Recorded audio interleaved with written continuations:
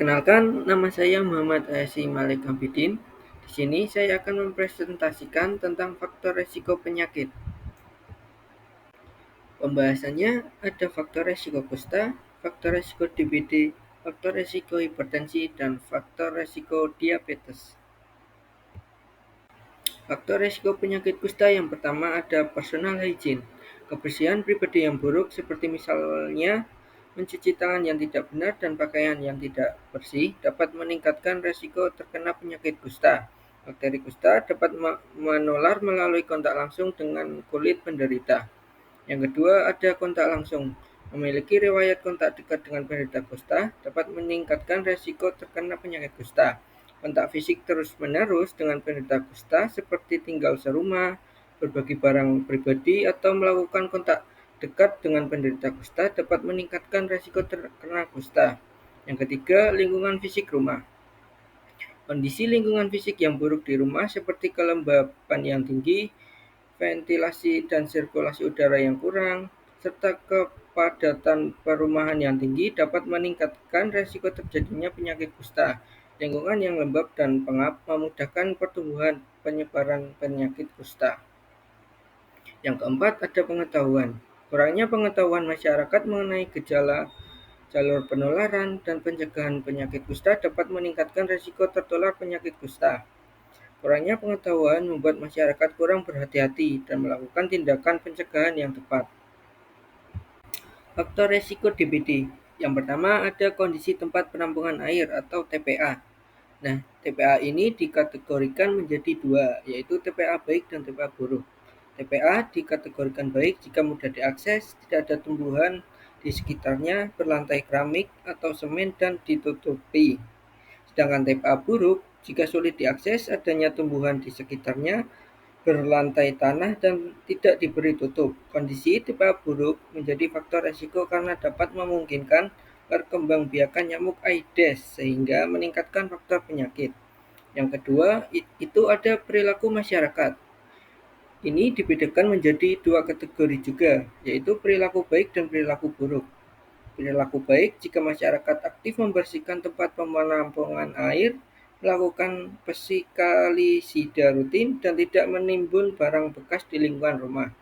Sedangkan perilaku buruk jika tidak melakukan kegiatan tersebut. Perilaku buruk menjadi faktor karena memungkinkan perkembangbiakan dan persebaran nyamuk sehingga meningkatkan risiko penularan penyakit DBD. Faktor risiko hipertensi. Ada aktivitas fisik.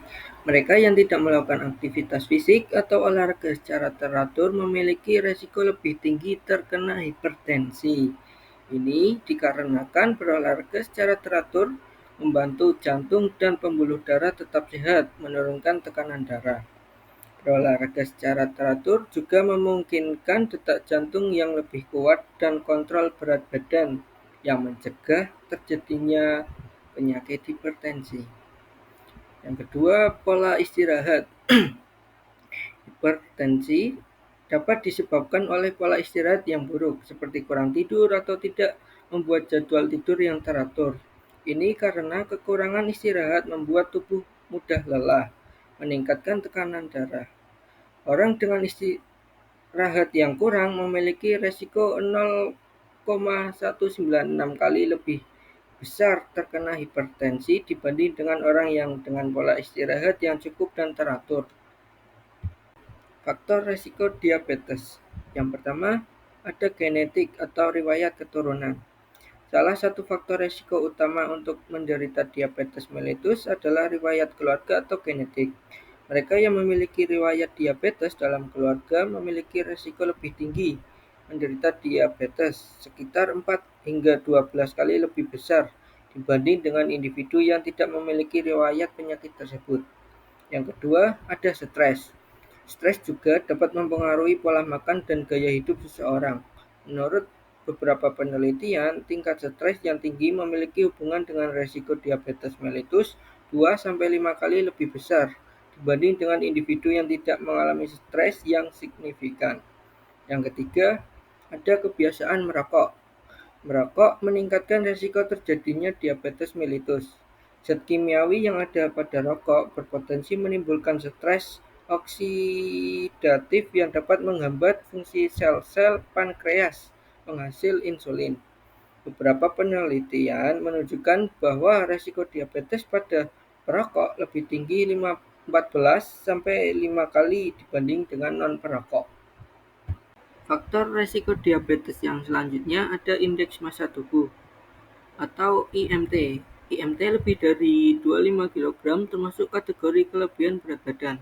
Adipositas dapat meningkatkan risiko diabetes karena jaringan lemak berlebihan akan memproduksi adipokin dan sitokin yang dapat menurunkan sensitivitas tubuh terhadap insulin. Beberapa penelitian menunjukkan bahwa risiko diabetes pada preobesitas dan obesitas lebih tinggi antara 1,5 sampai 3 kali dibanding mereka dengan berat badan normal. Yang terakhir, ada kebiasaan mengkonsumsi fast food. Generasi muda menyukai makanan ringan dengan rasa yang cepat saji karena waktu konsumsinya yang lebih singkat. Akibatnya, permintaan terhadap jenis makanan ini meningkat. Sebaliknya, bahan yang digunakan untuk membuatnya biasanya banyak mengandung garam, gula, lemak, dan karbohidrat. Kondisi ini dapat meningkatkan risiko terkena diabetes.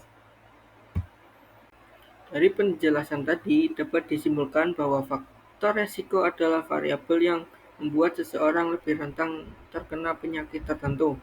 Faktor risiko ini dapat berasal dari berbagai hal, seperti kontak dengan orang yang terinfeksi, kondisi genetik, lingkungan tempat tinggal, gaya hidup, dan kondisi kesehatan dasar. Sangat penting untuk memahami bahwa faktor risiko memiliki hubungan dengan kemungkinan terkena penyakit.